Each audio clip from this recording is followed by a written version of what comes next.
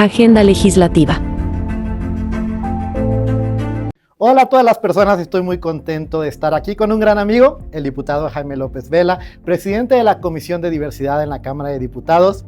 Bienvenido, muchas gracias por aceptar. Gracias, amigo. Bienvenidos, esta es la Comisión de Diversidad de la 66 legislatura y está integrada, es muy interesante porque está integrada por diputados prácticamente de todas las fracciones políticas representadas en la Cámara.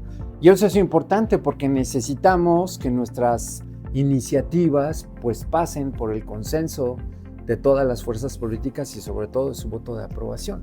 Así que esa es una primera tarea que hemos realizado. Y muchas gracias. Vamos a hablar sobre 3 temas clave, 3 pilares del trabajo que está haciendo Jaime López Vela y ahorita nos va a contar más a profundidad de qué van. Y empezamos con una noticia favorable y grandiosa para todas las personas que formamos parte de la comunidad LGBTIQ+.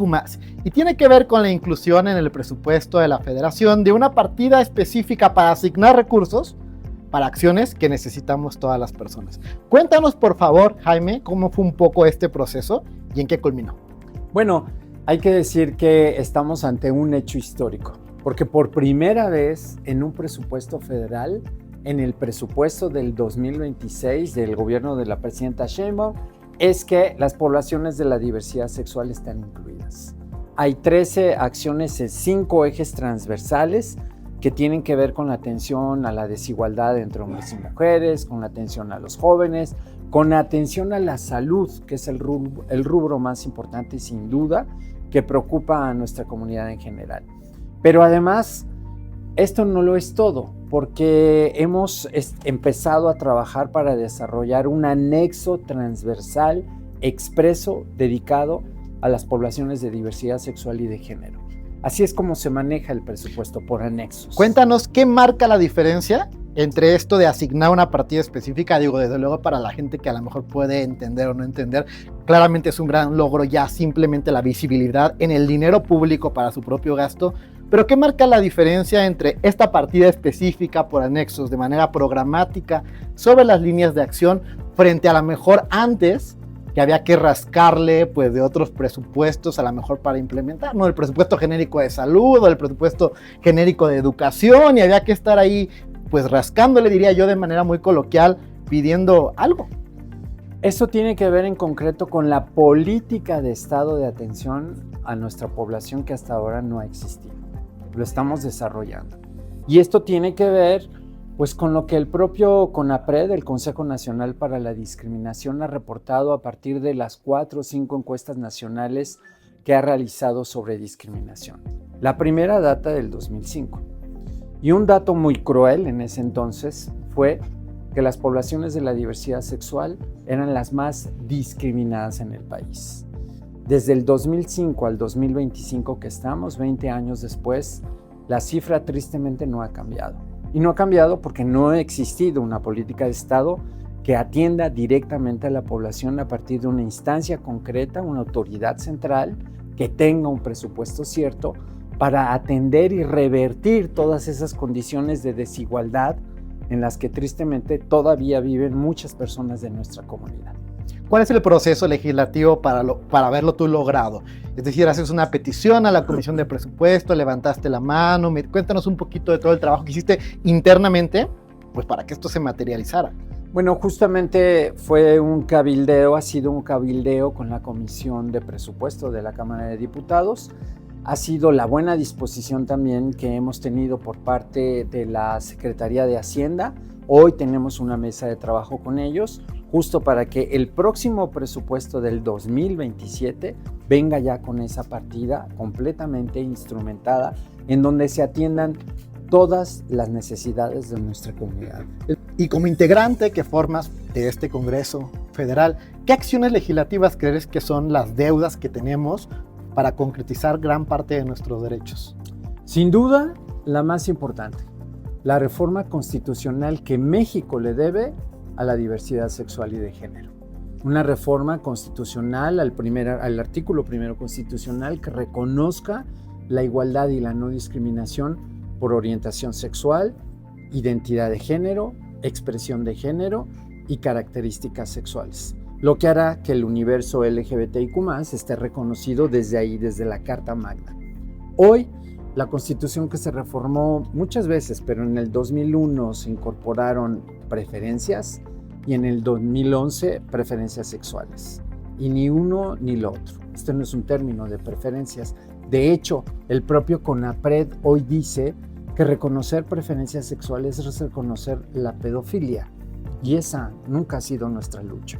Entonces, esta reforma constitucional significa más en el sentido de prácticas. Claro, porque eso, estás hablando de un acto voluntario, ¿no?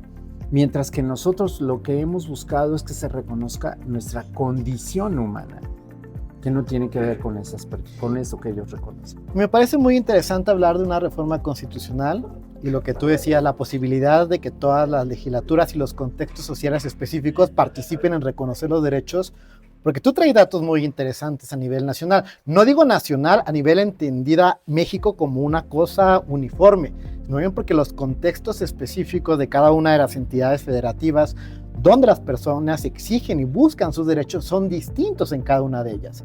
Y de ahí, frente a los datos que tú tienes, que ahorita nos vas a contar, pues la necesidad de hablar de una reforma constitucional, ¿cierto? Existen alrededor de 20 reformas legislativas que necesitaríamos por estado. Ni siquiera la Ciudad de México, que es la más avanzada, las ha alcanzado todas.